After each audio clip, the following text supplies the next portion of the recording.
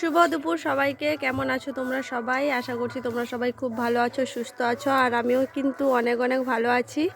তো এখন বাজে দুপুর 1:30 আর আজকের ব্লগটা এখন থেকেই শুরু করেছি। তাড়াতাড়ি রান্না করেছিলাম, কারণ আজকে একটুখানি রাস দেখতে যাবো এই কারণে, কিন্তু সেই দেরি হয়ে গেল। ওদিকে দেখো তোমাদের দাদা খাচ্ছে আর মেয়ে খাচ্ছে, এদিকে আমি খাচ্ছি। আজকে রান্না হয়েছে এই যে পুঁই ডাঁটার তরকারি, মাছের ঝাল আর কচুর ঘন্ট। আমি কিন্তু সব পাত্রের মধ্যে নিয়েছি যাতে তাড়াতাড়ি করে খাওয়া হয়ে যায়, বাসনটা তাড়াতাড়ি ধুয়ে বেরাতে পারি। আজ 15-20 দিন মানে রাস হচ্ছে, মানে আজকেই যাব, মানে 3 দিন ধরে বেড়াচ্ছি, ফাইনালি আজকে সময় হয়েছে। তো যাই হোক, চলো খাওয়া দাওয়াটা আগে করে নিই, খাওয়া দাওয়া করে বেরিয়ে আবার তোমাদের সঙ্গে দেখা হচ্ছে। খাওয়া দাওয়া করে বেরাতে বেরাতে অনেকটা লেট হয়ে গেছে, যদিও খাওয়া দাওয়া শেষ করে নিয়েছি 2টোর আগে, কিন্তু বেরাতে পুরো 1 ঘন্টা সময় লেগে গেছে। মানে 3টের সময় বাড়ি থেকে বেরিয়েছি, 3:05-এ, আর এখন আমরা রাস্তায় রয়েছি, মানে একদম মাঝ বরাবর রাস্তায় রয়েছি। বাড়ি থেকে অনেকটা দূরে আর রাসমেলা থেকে অনেকটা দূরে, মাঝ বরাবর। তো আমরা তো এইভাবেই রেডি হয়েছি। কেমন লাগছে আমাদেরকে অবশ্যই কিন্তু কমেন্ট করে জানো। একদম মেলাতে গিয়ে আবার দেখা হবে। আমরা এখন মেলার ভেতরে চলে এসেছি। গতবার এসেছিলাম রাসমেলাতে, তখন ঘাটগড়াতে আসতে পারিনি। তো এখন আর কোথাও দাঁড়াবো না, সোজা একদম ঘাটগড়াতে যাবো।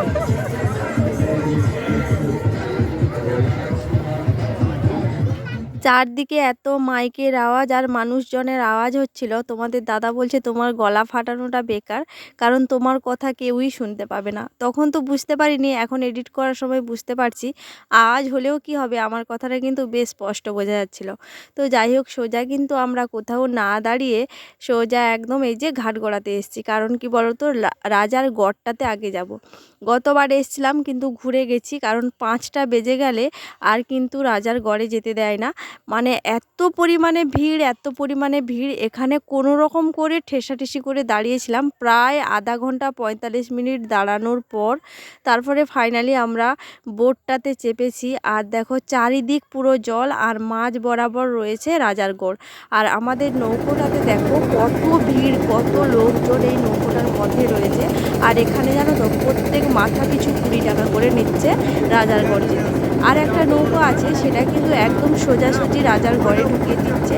আর এই বোটটাতে চাপলে কী হয় বলো তো, পুরো চারদিকটা, মানে পুরো চারদিকে ঘুরিয়ে তারপরে রাজার গড়ে নিয়ে এসে ঢোকায়। আর এই জন্য এখানে টাকাটা একটু বেশি নেয়।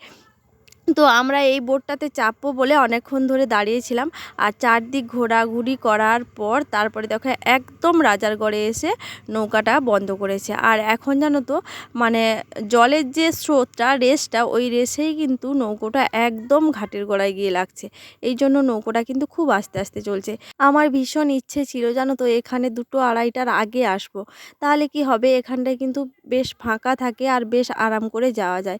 কিন্তু আমার কপাল খারাপ, এখানে এসে পৌঁছেছি 4টার সময়, তার উপর ওয়েট করেছি, মানে আধা ঘন্টা হাতে ছিল। 5টার সময় এখান থেকে বার করে দেবে, আধা ঘন্টা হাতে ছিল। তোমাদের দাদা তো কিছুতেই আসবে না, তাও আমি জোর করে এসেছি। আসলে তোমাদের দাদা বলতে চাইছিল আধ ঘন্টা হাতে রয়েছে, মানে 4টা 23-এ আমরা বোটে উঠেছি। ওখানে গিয়ে একটু ঘুরতে পারবো না, বসতে পারবো না, শুধু শুধু যাবো এইরকম করছিল, যেতে হবে না। কিন্তু আমি একটু জেদ করেই এসেছি, কারণ কি বলতো, যেহেতু আমি ব্লগটা করছি, তোমাদের সঙ্গে শেয়ার করব বলেছি, আমি যদি ওখানে না যাই তাহলে তোমাদেরকে কিছু দেখাতে পারবো না, আর শুধু মেলার মধ্যে কি শেয়ার করব, এটাই ভাবছিলাম। তো যাই হোক, এখন আমরা বোট থেকে নেমে পড়েছি, আর নেমে এখন হেঁটে হেঁটে সোজা একদম রাজার গড়ের দিকে হেঁটে হেঁটে চলে যাচ্ছি। দেখতে এসে আমরা কিন্তু কোথাও দাঁড়াইনি, মেলাতেও ঘুরিনি, সোজা একদম রাজার গড়ে এসেছি। আর এত ভিড়, এত ভিড়, পুরো আধা ঘন্টা 45 মিনিট আমরা দাঁড়িয়ে থেকে কোনোরকম করে নৌকাতে উঠেছি, এখন রাজারগড়ে ঢুকেছি। তো তোমাদের ঘুরিয়ে ঘুরিয়ে পুরো রাজারগড়টা দেখাবো, এখানে কী কী মন্দির আছে, তোমার কী কী আছে না আছে সমস্ত কিছু তোমাদের সঙ্গে শেয়ার করব। এটা কোন রাজা গো বলো? আচ্ছা, এটা রাজা লাউ সেনের মানে রাজার গড়। তো এখন আমরা এখানে কি মন্দির, রাধা মাধব তো। এখন আমরা এখানে একটা রাধা মাধব মন্দির আছে, ওখানটায় যাচ্ছি। তারপরে সাইডে মহাদেব মন্দির আছে, ওখানটায় যাব। আগে রাধা কৃষ্ণের দর্শন করব, তারপরে বাবা ভোলানাথের দর্শন করব। দেখো এগুলো আগে ভাঙা ছিল বলো, ওই সারাই গেছে ছিল কিন্তু ভাঙা ছিল, আর এগুলো ছিল নি।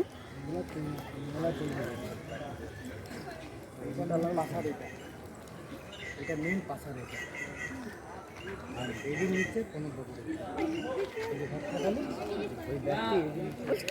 এই যে দেখো, এটা হচ্ছে, ইনি হচ্ছেন রাজা লাউ সেন। এই যে হ্যাঁ, এটা ওনারই গড়। আর এখানে যা কিছু দেখতে পাচ্ছ, যা কিছু এভরিথিং, সব কিছু হচ্ছে ওনার।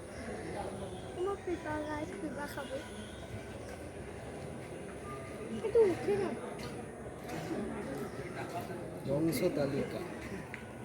বাপি আর কি এত বড় চুল ছিল?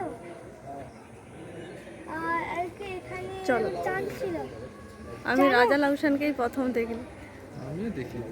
আমিও তো দেখি।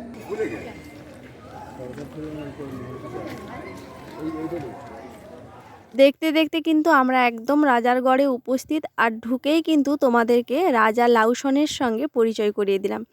সামনেই তোমরা দেখতে পেয়েছো রাজা লাউ সেনের স্ট্যাচু তৈরি করা রয়েছে। আসলে বছর চারেক যখন আগে এসছিলাম, তখন কিন্তু এই সব কিছুই ছিল না। চারদিক কিন্তু ভীষণ পরিমাণে বন জঙ্গল ছিল, আর এই বাড়িগুলোও কিন্তু এত সুন্দর ছিল না। আমরা জানি এখানে লোকজন বসবাস করে, তবে বাড়িগুলো অনেক পুরনো টাইপের ছিল।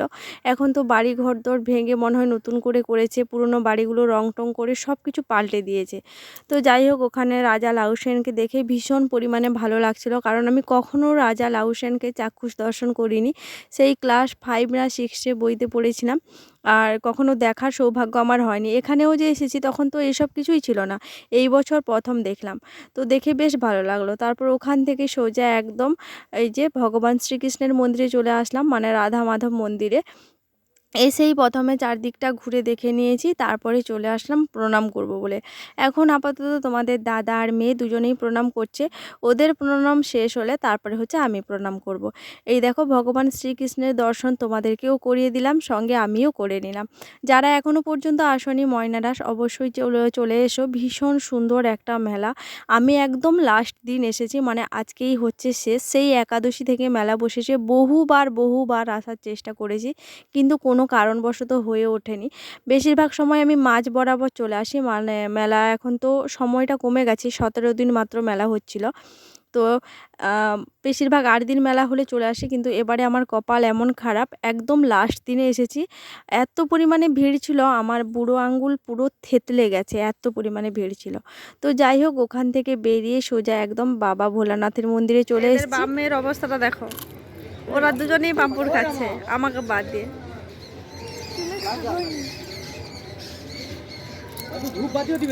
এরা খাচ্ছে আর আমি দেখছি।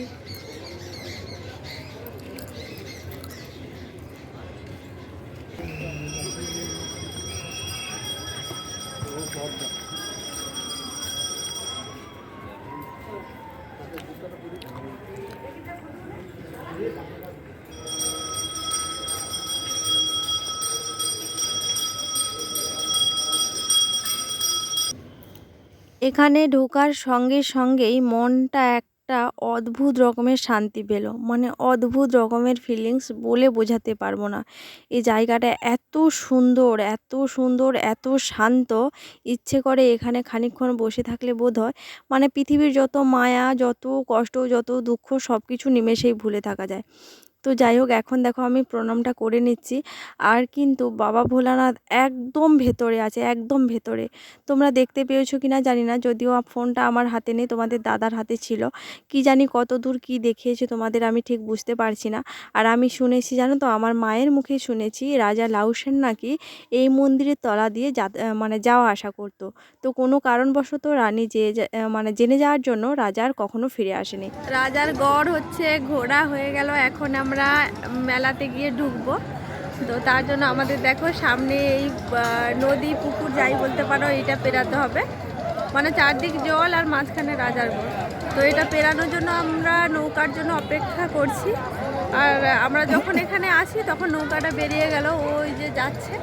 দেখো কতজন এখানে ওয়েট করছে। আমরা সবাই কিন্তু ওই পাড়ে যাব, মেলাটা ওই পাড়ে হচ্ছে, আর এই পাড়ে হচ্ছে রাজারগড়। আসার সময় আমরা ওই দিকটাতে দাঁড়িয়েছিলাম, আর এখন আমরা এখানটায় আছি।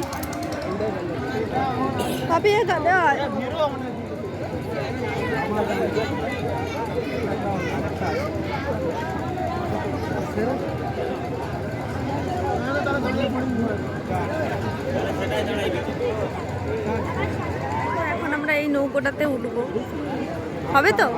থাকলে উঠবো না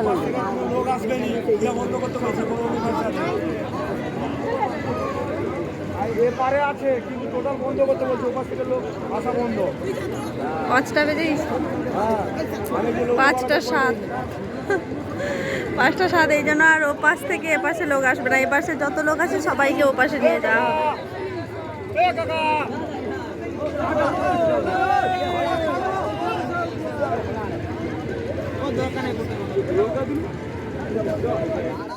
কোনো রকম করে ভিড় ঠেলে নৌকাতে চেপে একদম মেলাতে এসে ঢুকে পড়েছি। আর মেলাতে এসেছি, ফুচকা খাবো না, ঘুগনি খাবো না, এটা তো হতেই পারে না। সবাই খায়, সবাই ভালোবাসে। তবে পাঁপড় ভাজাটা আমি মিস করে গেছি, কারণ মন্দিরে তখন ঢুকবো, ভোলানাথের মন্দিরে ঢুকবো বলে আমি পাঁপড় ভাজাটা খাইনি। তোমাদের দাদা আর মেয়ে দুজনেই খেয়েছে, আমি ব্যাপারটাকে অ্যাভয়েড করেছি। তো ওখান থেকে বেরিয়ে একদম সোজা ফুচকার দোকানে ঢুকে গেছি। আমি একাই ফুচকা খেয়েছি, তোমাদের দাদা আর মেয়ে হচ্ছে ভেলপুরি খেয়েছে। আর মেয়ে দেখো একটা কটন ক্যান্ডি নিয়েছে, ওটা নেওয়ার জন্য কি ওর বায়না! আর তোমাদের দাদার জেদ হচ্ছে ওটা কিছুতেই কিনে দেবে না। এবার বাচ্চা মেয়ে শুনছেই না, তো শেষমেশ ওকে কিনে দিতেই হয়েছে। মেলাতে আজকে এত পরিমাণে ভিড় ছিল, ভিডিও কি করব আমি তো ক্ষণিকের মধ্যেই ভুলে গেছিলাম যে আমার ফোনটাকে বুঝি হারিয়ে ফেললাম। এত পরিমাণে ভিড়, মানে আমার ফোনটা পড়তে পড়তে রয়ে গেছিলো, ওই জন্য ভিডিওটা আর কন্টিনিউ করিনি। তবে অনেকক্ষণ ছিলাম মেলায়, অনেক কিছুই নিয়েছি। আমি নিজের জন্য একটা টোল নিয়েছি, তারপরে কিছু কিছু জিনিসপত্র কেনাকাটা করেছি, তারপর সোজা একদম দেখো খাওয়ার জন্য ভালো একটা বড় রেস্টুরেন্টে চলে এসেছি। কারণ কি বলো তো, মেলাতে খাওয়া দাওয়া তোমাদের দাদাভাই একদমই পছন্দ করে না। মানে যেটুকু চোখের সামনে দেখছে, যেমন ভেলপুরিটা চোখের সামনে ভাজা হচ্ছে গরম গরম, সেটাই খাইয়েছে। তারপরে হচ্ছে ফুচকাটা খাইয়েছে। এবার চাউমিন, এগরোল এগুলো একদমই তোমাদের দাদা খাওয়াতে চায় না, এই জন্য মেলাতে কিছুই খাইনি। সোজা দেখো এখানে নিয়ে এসে, আর তোমরা তো জানো বিরিয়ানি আমাদের কতখানি পছন্দের, ওই জন্য এখানে এসে এই যে বিরিয়ানির অর্ডার করেছি। আর মেলাতে তো অল্প স্বল্প কিছু খেয়েছি, ফুচকা খেয়েছি, তারপরে তোমাদের দাদা যে ভেলপুরি খাচ্ছিলো ওখান থেকে একটা ভেলপুরি খেয়েছি, ওতেই হয়ে গেছে। এই জন্য 2 প্লেট বিরিয়ানি নিয়েছি, 1 প্লেট হচ্ছে আমি আর মেয়ে হাফ হাফ করে নিয়েছি। আর তোমাদের দাদা 1 প্লেট মানে ও একটু নিয়েছে আর একটু মেয়েকে তুলে দিয়েছে। এইরকম করে আমরা 3 জনে খেয়ে একদম 2 প্লেট বিরিয়ানিতে হচ্ছে পেট ভর্তি হয়ে গেছে। আর এই রেস্টুরেন্টে আমরা প্রথমবার এসেছি, ভোজ আড্ডা বহুবার আসার চেষ্টা করেছি, তবে কখনো আসা হয়নি। আর তোমরা তো জানো আমাদের সব রকম রেস্টুরেন্ট ট্রাই করা হয়ে গেছে বাড়ির আশেপাশে। তো ঢোকার সময় তাড়াহুড়ো করে ঢুকে গেছি, কোনো কিছু শেয়ার করতে পারিনি, তাই বেরানোর সময় ভাবলাম তোমাদেরকে একটুখানি শেয়ার করি আর তোমাদের একটুখানি দেখিয়ে দিই। খাওয়া দাওয়া শেষ, জমে খাওয়া দাওয়া করে নিয়েছি, পেট পুরো ভর্তি। এখন বাড়ি গিয়ে ঘুম, বহুত পরিশ্রম হয়েছে। এখন 8:30 বাজে, বিরিয়ানি খেয়েছি, বিরিয়ানি খেয়েই হয়ে গেছে। চলো ভিডিওটা আজকে এখানেই শেষ করছি। কেমন লাগলো ভিডিওটা অবশ্যই জানাবে। দেখা হচ্ছে খুব শীঘ্রই পরে একটা ব্লগে। সবাইকে টাটা।